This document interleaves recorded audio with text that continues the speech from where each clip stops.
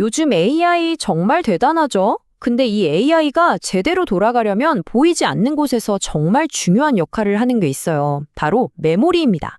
그런데 지금 이 메모리 분야에 엄청난 변화의 바람이 불고 있거든요. 이게 AI의 미래를 결정할 수도 있는 아주 중요한 이야기인데 지금부터 한번 파헤쳐 보겠습니다. 우리가 AI 하면 보통 학습을 떠올리잖아요? 뭐 엄청난 양의 데이터를 막 공부하는 거요. 근데 사실 그건 시작에 불과해요. 진짜 중요한 건 그렇게 배운 걸 써먹는 단계. 그니까 우리 질문에 답을 해주거나 그림을 그려주는 것처럼 생각하는 과정입니다.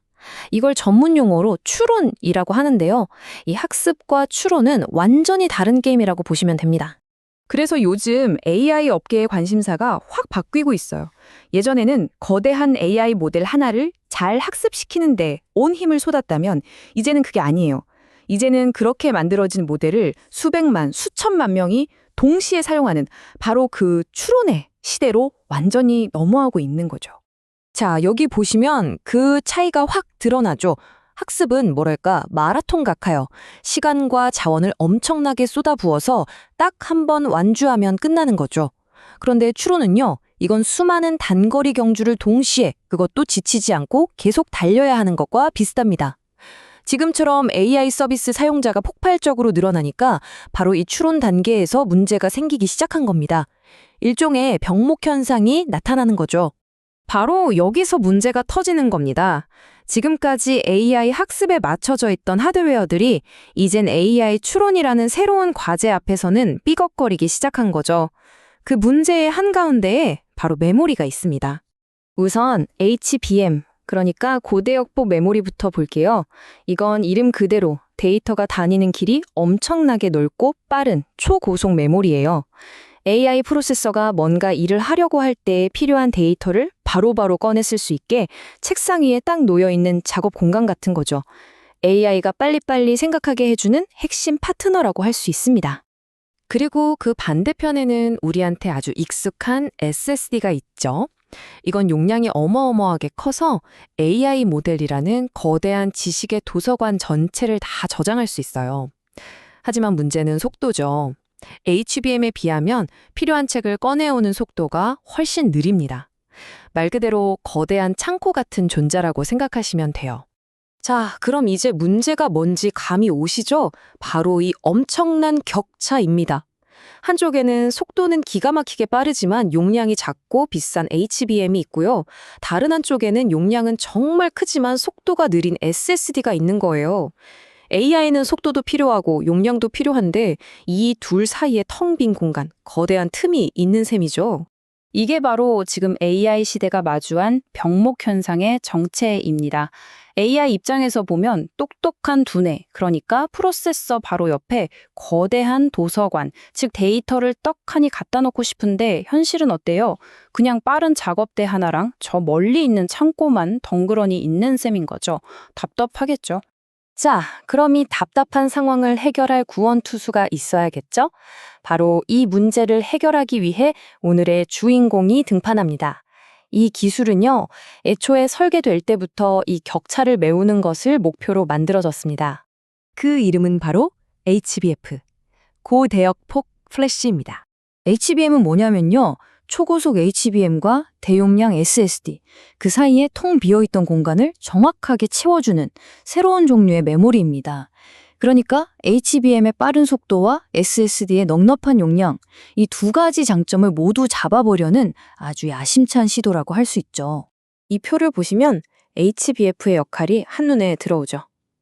맨 위에는 속도를 책임지는 HBM이 있고 맨 아래에는 용량을 책임지는 SSD가 있습니다. 그리고 바로 그 중간에서 HBF가 끊어진 다리를 이어주는 가교 역할을 완벽하게 해내는 겁니다. 정말 절묘한 위치죠? 자, 그럼 이런 멋진 기술을 누가 어떻게 현실로 만들고 있을까요? 이걸 위해서요, 메모리 업계의 두 거물이 손을 맞잡았습니다. 첫 번째 주자는 바로 SK 하이닉스입니다. 뭐 다들 아시겠지만 HBM 시장에서는 따라올 자가 없는 절대 강자죠. 고성능 메모리를 어떻게 설계하고 또 어떻게 대량으로 만들어내는지 그 노하우는 세계 최고 수준입니다. 그리고 다른 한 축은 바로 샌디스크입니다. 이 이름도 아주 익숙하죠. SSD의 핵심인 낸드 플래시 분야에서 세계적인 기술력을 가진 회사입니다. 그러니까 속도는 SK 하이닉스가, 용량은 샌디스크가 책임지는 그야말로 드림팀이 결성된 거죠. 근데 이 두 회사의 목표는 단순히 우리 제품 좋아요 하면서 파는 게 아니에요. 스케일이 훨씬 큽니다. 올해 2월에 컨소시엄을 만들어서 공동으로 기술 개발을 하고 최종적으로는 OCP라는 곳을 통해 이 HBF를 업계 전체가 함께 쓰는 표준으로 만들겠다는 아주 거대한 그림을 그리고 있는 겁니다. 여기서 OCP가 왜 중요하냐면요. 여기가 바로 전 세계 데이터 센터 기술의 표준을 정하는 일종의 국제 표준 회의 같은 곳이거든요. 여기서 이게 표준입니다 하고 도장을 딱 찍어주면 그 기술이 AI 하드웨어 시장의 공식 언어가 되는 거나 마찬가지입니다. 그만큼 파급력이 엄청나다는 거죠. 자, 좋습니다. 기술적인 이야기는 이쯤 하고요. 그래서 이 모든 게 도대체 왜 중요한 걸까요? 이게 AI의 미래에 그리고 우리에게 어떤 영향을 미치게 될까요? HBF는 그냥 빈틈을 메우는 역할에서 그치지 않아요. 이걸 쓰면 AI 시스템을 훨씬 더 크게 만들 수 있고요. 전기도 덜 먹게 됩니다. 그리고 가장 중요한 건 AI를 돌리는 데 들어가는 전체 비용? 그러니까 인프라 구축하고 운영하는 비용을 확 낮춰준다는 거죠. 특히 이 총소유 비용, TCO 절감이 정말 중요합니다. 생각해보세요. AI 기술이 아무리 좋아도 너무 비싸면 그림의 떡이잖아요. HBF는 AI 서비스를 더 싸고 효율적으로 만들어서 더 많은 사람들이, 더 많은 기업들이 AI를 쓸 수 있게 분턱을 낮춰주는 역할을 하게 될 겁니다. 이건 뭐 당장 내년에 끝날 이야기가 아닙니다. 올해부터 표준화 작업을 시작해서 업계에서는 한 2030년쯤 되면 HBO 같은 새로운 메모리가 시장의 주인공이 될 거라고 보고 있어요. 말 그대로 10년 뒤를 내다보는 장기적인 포석인 셈이죠. SK 하이닉스 안현 사장의 말이 딱 이 상황을 정리해 주는 것 같아요. 이제는 단순히 부품 하나하나의 성능 경쟁이 아니라 AI라는 거대한 생태계 전체를 어떻게 최적화하느냐의 싸움이라는 거죠. 그리고 바로 이 HBF가 그 최적화 퍼즐의 가장 중요한 조각이 될 거라는 이야기입니다. 마지막으로 이 질문을 한번 던져보고 싶네요. 과연 AI 시대의 승자는 가장 똑똑한 소프트웨어를 만드는 쪽일까요? 아니면 그 소프트웨어의 능력을 100%, 200% 끌어내주는 최고의 하드웨어를 설계하는 쪽일까요? 우리는 보통 소프트웨어의 화려함에 주목하지만 어쩌면 진짜 게임은 보이지 않는 하드웨어에서 이미 시작된 건지도 모릅니다. 여러분은 어떻게 생각하시나요?